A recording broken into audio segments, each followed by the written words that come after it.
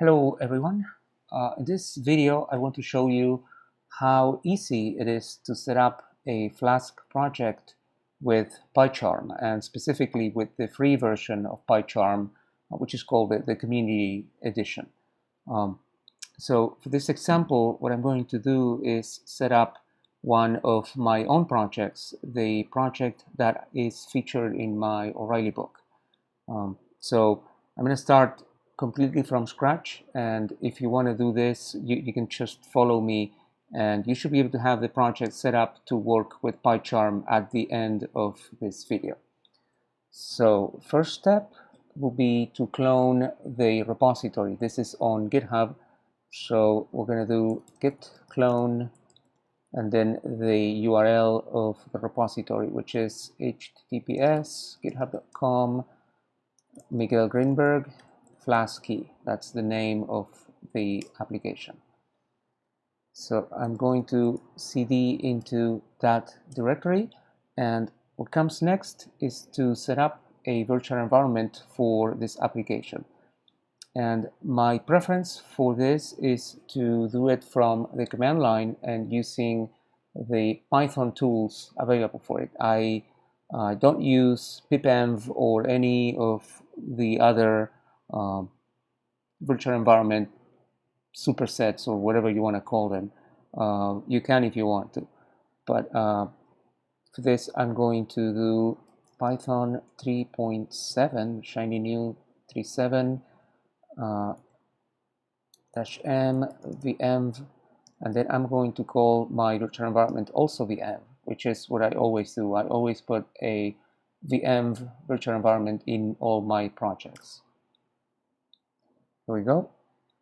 Now I'm going to activate this virtual environment, and I can see that it is activated because the prompt gets modified. And the next step is to import all the requirements for this application. So I'm going to do pip install, and then for this application I have a requirements directory, and there are a few different sets of requirements depending on the purpose of your installation. Since this is going to be development, I'm going to install dev.txt, and I forgot my -r. So there we go. This is going to bring all the requirements that this application needs, and by doing this ahead of time before starting PyCharm, we can make sure that everything is in order, and we don't have to work with the virtual environment from the IDE, which sometimes can be a little bit difficult and, in my opinion, harder to control. So anyway, now we have the virtual environment, and this application also needs a database, and it needs to initialize the database with a few things. So what I'm going to do is to also do that, and that requires two steps. I first need to set my Flask app variable to flasky.py. This is so that the Flask command knows what my application is. And then if I now run Flask, I should have a few options that come with this application in addition to the options that come with Flask. And one of them is called deploy. And this is the command that will set up the database so that I can use this application. So let's do Flask deploy. And there we go. That migrated the database. It installed all the things that need to be in the database, and I should have a data-development SQLite database ready to be used. So this is all the setup. So now I'm going to fire up PyCharm Community Edition, and let's see how we can configure this project to work from this IDE. So I'm going to use open, and here is my Flask directory. So I'm going to open that directory. There we go. So now here on the left, we have all the files. We can see all the components of the application. So the first thing that I'm going to show you is how to run the application. So for that, we need to tell PyCharm where is the Python interpreter. There we go. Now I'm going to go into edit configurations for that. And here I'm going to click the plus to create a new configuration based on the Python template. And I'm going to edit the name. I'm going to call this one web app. And then in a following section, I'm going to show you how to add a second configuration for the tests. And this is why I call this one web app, and then I'm going to call the other one tests. For the web app, I like to set the single instance only, and this is so that the application, so that there are never more than one instance active of the application. If you're running the application and you click run again, then PyCharm is going to kill the previous one and start a new instance instead of leaving a lot of old instances there in the IDE. So as I'm sure you know, the way you run your application is by saying Flask run. Of course, this is for development, and that's what we are going to set up here, a development setup. So here in the script path, what we need to do is select the Flask tool. So I'm going to open the file browser, and the Flask tool is inside the virtual environment. So here is my VM directory. So I need to get into that, and then in the bin subdirectory, and here somewhere here, there we go. So there is Flask. So that's going to be our main script, the script that we are going to run. Those of you that are using one of these virtual environment wrappers, such as pipenv, the virtual environment is going to be somewhere else. So whatever the tool you use, you need to find out where the virtual environment was installed, and then browse into that location to select the Flask tool from there. So be aware of that. So next, parameters, and here we're going to say run. That's what we do. We do Flask run. We need to have the Flask app environment variable set up, as you saw me do before from the command line. So I'm going to go into the environment variables section, and here I'm going to click the plus to add a new variable, Flask app, and this is going to be flasky.py, exactly like I did from the command line. And then finally, the working directory was set incorrectly. PyCharm thinks that I want the directory of the main script to be my working directory, and in many cases that is what you want, but not in this case. In this case, we have Flask in a directory that is not the project directory. So what I'm going to do is I'm going to delete the path that goes inside the virtual env to make sure that the working directory is the top level directory of the Flasky project. So I believe that's it. I'm going to close this. Now the web app configuration appears here at the top right, and I think if I click run, this is going to run. And here in the console, in the bottom portion of the window, you can see that the application is running. This is, it can be distracting sometimes. PyCharm wants you to add all the project files that were just created to the Git repository. And you can say yes if you are working on a project that you want to, where you want the PyCharm files to be preserved. And if you don't want to preserve the PyCharm files, then you say no. Both, I mean, there's no right answer or wrong answer. It depends on your needs. Since I'm doing here just a test, I'm going to say no. so that the PyCharm files don't get added to Git. Let's make sure that the application's running. So I'm going to go to a browser and let's see. And there we go. The application starts, and I could, in theory, log in and work with the application. So step 1 is done. So I'm going to stop this application. And now we are going to try something a little bit more involved. Most of the times, you're probably going to want to run your application inside the debugger instead of running it with the run command, which basically exactly like you would run it from the terminal. So the next button is used to run the application from the debugger, and it uses the same configurations. So if I run it with this button, it will start the debugger. So just to test that this is working, I'm going to do something that's very common. I'm going to set a breakpoint and make sure that the debugger stops when the code hits that breakpoint. So what we can do, we can go, for example, say auth. Let's go to views. So here we have a before request. So this function will run for every request. So I'm going to go ahead and put a breakpoint there and see if running the application under the debugger causes the breakpoint to hit.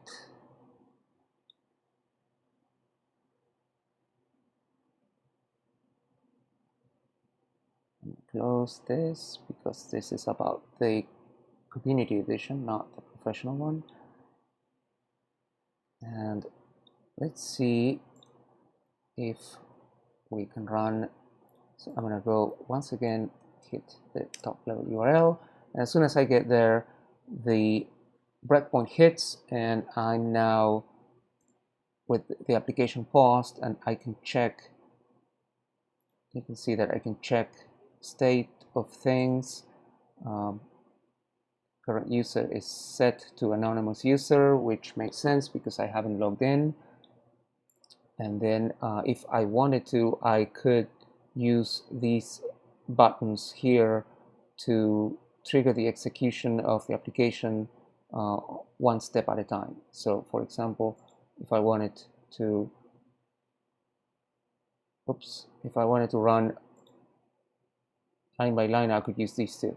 So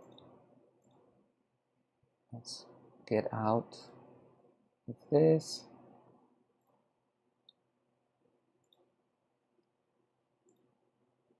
Actually, let's try one more time. Let's see if I can do it. Breakpoint, and now you have show execution point, step over, step into, but only if it's your code, but not into library functions, and step out. So for example, I can do step into, and now I'm thrown into the internals of the isAuthenticated function, which is the next thing that the application needs to run at that point. So everything seems to be working. I'm going to say continue, and now the application is back running outside of the breakpoint. So this is looking pretty good. So I'm going to stop the application, and we're going to go into step 3, which is to set up the unit tests. So for that, let's go into the configurations, and I'm going to create another configuration based on tests. And here you can pick the test runner that you want. For this application, I used the standard Python unit test runner, so that's what I'm going to select. I'm going to change the name to tests, and here the PyCharm wants me to select the location of the tests. So I'm going to go into Flask tests, and that's what I'm going to select. And then it wants me to provide the pattern for all the files that have tests in them. So I'm going to be pretty generic. I'm going to use something that usually works. I'm going to say star test star.py, and this will cover any files that have the word test in their name, and they're also Python files. For the working directory, I'm going to set Flask like before, and I believe that's it. So now we have two configurations. So I'm going to select tests, and I'm going to run, and let's see what happens. So you can see here that there are 35 tests, and the tests are currently running.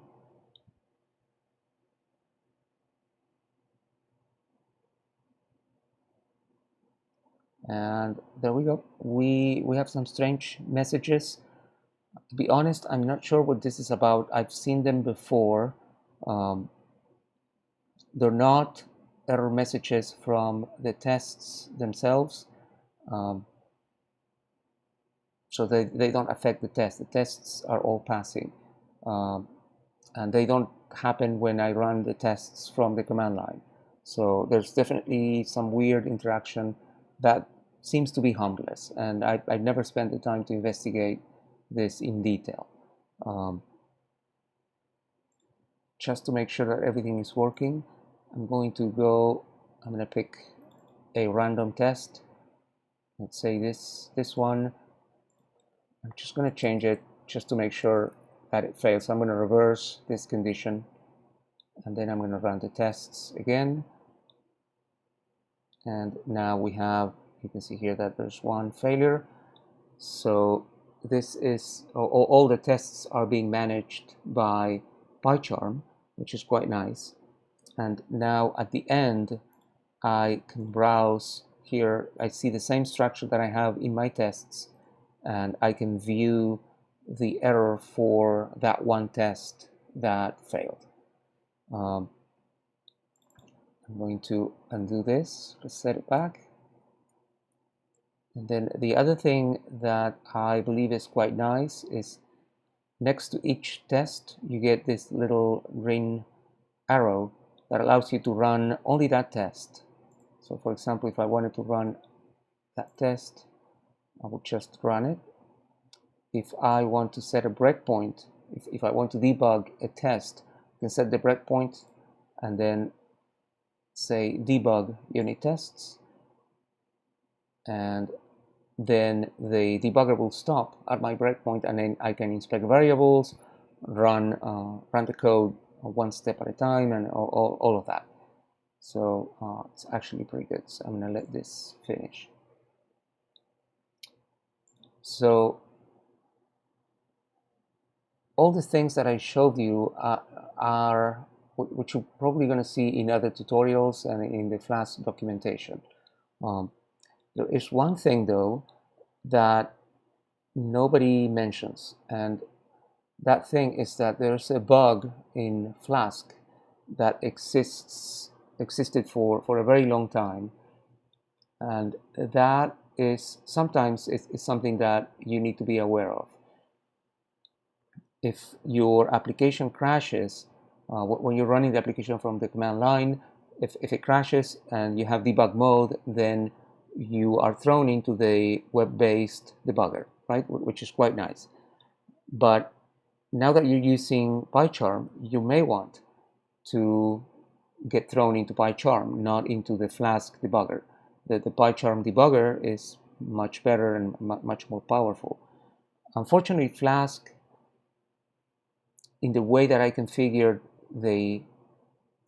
this web app configuration, it's not going to do it. It doesn't work. Basically, Flask is unable, because of this bug, to let exceptions bubble up and then reach the debugger. It's always is going to catch the exception itself, even if you tell it not to, which is unfortunate, but that's the way it is. So what I'm going to show you is how you can avoid that problem. Unfortunately, it requires a little bit of changes in the way the configuration works. What we need to do is go to flasky.py. This is the main file, the one that we have in our Flask app environment variable. And here we are going to go back to the old days and add a app.run starter. So I'm going to say, as we all used to a couple years ago, if name equals main, we'll say app.run. And here we want debug mode set to true, use debugger, we're going to set false, use reloader is going to be false as well. And then we have one more setting that is not well known. It's part of, it comes from Werkzeug, which is one of the core dependencies of Flask. And if I remember correctly, it's called propagate exceptions. Actually, I believe that's not the name. You can see I'm very well prepared to do this. I'm going to open